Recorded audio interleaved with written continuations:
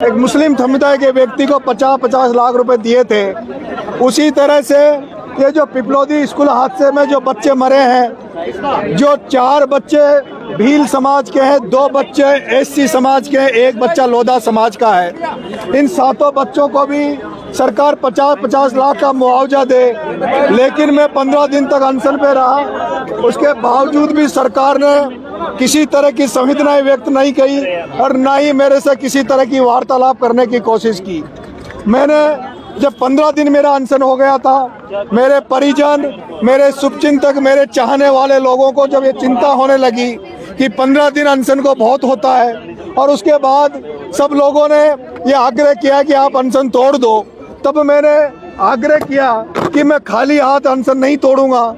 मैं या तो सरकार मेरी मांगे माने या फिर मैं कुछ इनको ऐसा देकर भेजूं ताकि ये विश्वास पैदा हो कि नरेश मीणा किसी के साथ लड़ाई में खड़ा है तो पूरी ताकत और ईमानदारी से खड़ा है। मैंने 24 घंटे में आह्वान किया था कि मेरे को इन परिवारों के लिए आर्थिक मदद की जरूरत है, और मैं आज सौभाग्यशाली हूँ। राजस्थान की जनता को धन्यवाद देना चाहता हूँ, राजस्थान के इस वीर भूमि के लोगों को धन्यवाद देना चाहता हूँ कि 24 घंटे के अंदर अंदर लगभग 80 से 90 लाख रुपए हमारे पास अब तक आ चुके हैं उन परियोजनों के लिए।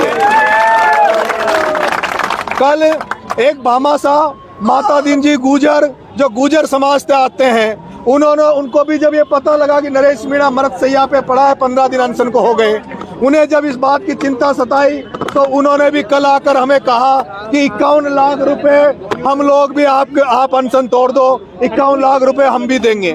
मैं एसएमएस हॉस्पिटल में भर्ती था। मेरे पास कई बड़े लोगों के ऑफर आए, कई चाहते थे कि मैं अनशन उनके हाथ से तोड़ूं, लेकिन उसी हॉस्पिटल में एसएमएस में एक ईमानदारी का प्रतीक राजनीति में आज अगर कोई सिद्धांतों की राजनीति के रूप में बचा हुआ व्यक्ति है तो भरत सिंह कुंदनपुर उसी एसएमएस में भर्ती थे। मेरे भरत सिंह जी कुंदनपुर ने भी कल मेरे से, जब मैं वहाँ हॉस्पिटल में उनसे 2 मिनट मिलने गया तो उन इमोशनल भावुक हो गए, रोने लग गए, हाथ जोड़ के मेरे से कहा, बेटे राजस्थान को तेरी जरूरत है, अनशन तोड़ ले। तब मैंने उनसे आश्वस्त कर दिया था कि हुक्म मैं कल अनशन तोड़ दूंगा। और आज मैंने आदरणीय राजेंद्र जी गुडा साहब, जो पहले दिन से झालावाड़ से जब से मूवमेंट चला तब से हमारे साथ खड़े थे, वो जो पीड़ित परिजन है उनको लेकर, और जो माता दीन जी गुजर साहब जिन्होंने 51 लाख की मदद करी है उनको लेकर, और भरत सिंह जी कुंदनपुर साहब के नेतृत्व में हमने वहाँ जूस पिया है। और सांकेतिक रूप से इस जनता जनार्दन ने जो मेरे पे भरोसा करती है, विश्वास करती है, बिना बुलाए जब सब जगह ये इस लड़ाई को लड़ने के लिए तैयार रहती है। कल आपने देखा हुआ जयपुर में मैं एसएमएस में पढ़ा था, लेकिन एक केवल फेसबुक पे पोस्ट पर किस तरह से मशाल जुलूस इन्होंने उन बच्चों की संवेदनाओं को व्यक्त करते हुए उनको सच्ची श्रद्धांजलि देते हुए मशाल जुलूस भी इन्होंने निकाला था। इन तमाम राजस्थान के युवा साथियों को, लोगों को मैं धन्यवाद देना चाहता हूं कि अगर आपका ये सहयोग बना रहा, जिस तरह आपने मेरे पे विश्वास जताया, मैं आपका कभी भी मान कम नहीं होने दूंगा। आप जिस भावना के साथ मेरे से जुड़े हो, उस भावना को कभी ठेस पहुंचने का काम मैं नहीं करने दूंगा। मैं ये भी भरोसा देता हूं कि सरकार ने 15 दिन अनशन में रहने के बावजूद भी हमारी तरफ कोई ध्यान नहीं दिया, ना हमारी मांगों की तरफ ध्यान नहीं दिया। लेकिन मैं आप सभी मीडिया साथियों से, मेरे लोगों से कहना चाहता हूं, नरेश मीणा खाली हाथ नहीं जा रहा। नरेश मीणा तो जनता के आग्रह पर, अपने शुभचिंतकों के आग्रह पर अनशन तोड़ा है, लोगों के आग्रह पर तोड़ा है। लेकिन नरेश मीणा दोबारा भजन लाल तेरे दरवाजे पे आएगा, लेकिन नरेश मीणा अब गांधी बनकर नहीं, अब नरेश मीणा दोबारा भगत सिंह बन के आएगा। नरेश मीणा लाखों लोग लेके आएगा, और जो अधूरा न्याय अभी समझौता का बचा हुआ है, अधूरा जो न्याय समझौता के साथ हुआ है, उस अधूरे न्याय को पूरा करवाने के लिए नरेश मीणा आएगा। नरेश मीणा जो इन पीड़ित परिवारों को अभी भी अधूरा न्याय बचा हुआ है, उन न्याय दिलाने दोबारा नरेश मीणा भगत सिंह की सेना को लेकर भजन लाल के दरवाजे पर आएगा।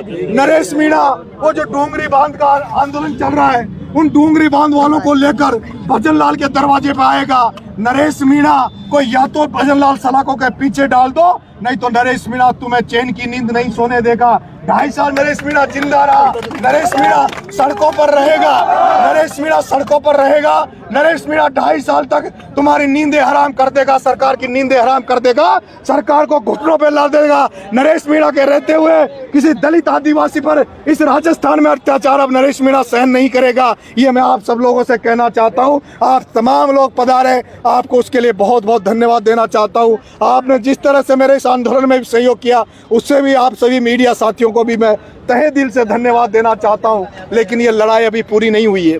ये जो पैसा हमारे पास आया है, इस पैसे को हम नगद रूप से इनको नहीं दे रहे हैं। अभी इन पैसों को हम नगद रूप से नहीं दे रहे हैं। हम अभी पूरे कमेटी उस गांव में जाएगी, पिपलोदी। 2-4 दिन में मेरा स्वास्थ्य थोड़ा ठीक हो जाए, मैं उस गांव में जाऊंगा। इन पैसों को हम लोग, इन पैसों को इन परिवारों को हम लोग इस तरह से देना चाहते हैं ताकि इनका परमानेंट रोजगार लगे। वहाँ जो लोग, क्योंकि ये आंदोलन केवल इन बच्चों को न्याय दिलाने के साथ साथ वहाँ की जनता में विश्वास पैदा करने का है। ये आंदोलन ऐसा था क्योंकि ये लोग भी उस समय यहाँ आने के लिए तैयार नहीं था। इन पे इतना दबाव रहता है। मैं जिस क्षेत्र से आता हूँ, हाड़ौती से, वहाँ इतना डर और खौफ की राजनीति की जाती है। वहाँ नेता नहीं बोलते, वहाँ बड़े बड़े एमएलए एमपी नहीं बोलते, तो आमजन क्या बोले। वो आमजन में विश्वास जताने का मेरा ये आंदोलन था। और मुझे विश्वास है, भरोसा है, राजस्थान की जनता जिस तरह से इन पीड़ित परिवारों के साथ आज खड़ी हुई है, वो हाड़ौती के उन दबे कुचले लोगों में विश्वास जताएगी। उनके अंदर ये विश्वास भरेगी कि हम लोग अगर खड़े होंगे तो लोग हमारी मदद करेंगे, हमारे साथ लड़ेंगे। इसलिए ये लड़ाई उस एरिया में जागृति की है। मैं मीडिया साथियों आपसे कहना चाहता हूँ कि उदयपुर बांसवाड़ा के आदिवासी भाइयों को टीएसपी का एक अलग से वो कोटा दे रखा है।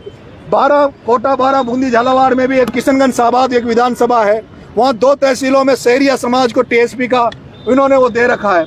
मैं चाहूँगा कोटा 12 बूंदी झालावाड़ में किशनगंज साबाद के अलावा भी जो शहरिया भाई हैं और जो भील समाज के भाई हैं जो एसटी में आते हैं, उन एसटी में आने वालों को भी सरकार टीएसपी में शामिल करे।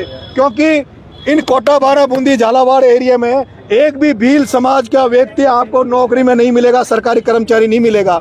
इसलिए मेरा ये मिशन लंबा है, मिशन केवल आज तक सीमित नहीं है। अब मैं यहाँ से जाने के बाद वहाँ गांव-गांव जाऊँगा, इनको जागृत करूँगा और मैं सामाजिक कार्य वहाँ करने का प्रयास मैं करूँगा और इनको जगाने का काम करूँगा। बहुत बहुत धन्यवाद। राम राम।